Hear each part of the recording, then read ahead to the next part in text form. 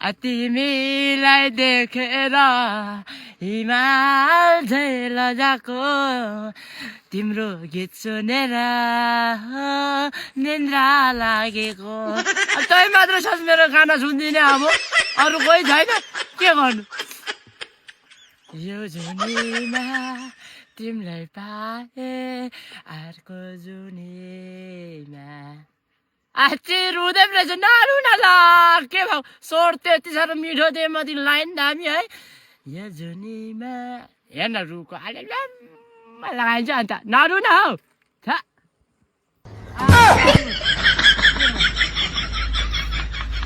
यो जुनीमा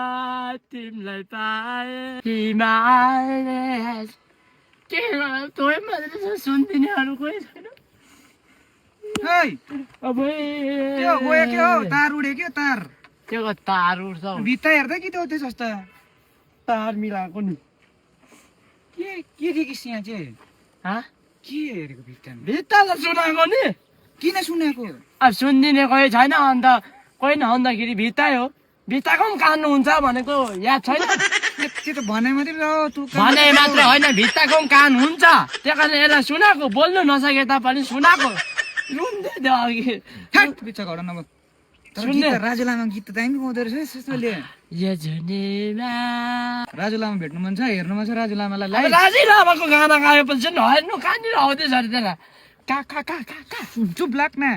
राजु लामा मङ्गोलियन हाट मिरिक आले ग्राउन्डमा 31 डिसेम्बरमा आउँदैछ होइन ल त्यहाँ गएर सुन राम्रो गीत कस्तो कस्तो के हो उल्टापट्टि राजु लामाले मेरै अब उसकै गाना मेरो भोइसमा सुनेर रुन्छ होला हौ है त्यो त उसलाई थाहा होला नि सुन न गएर नबिर्सिने 31 डिसेम्बर बुझि मङ्गोलियन हाट बुझि राजु लामा मङ्गोलियन हाट राजु लामा मङ्गोलियन हाट आले ग्राउन्ड मिरिक आले के पो आले ग्राउन्ड मिरिक 31 मङ्गोलियन हाट हेट कहाँको म ढिलो भयो मेरो गीत सुनेर हिमाल झैँ लजाको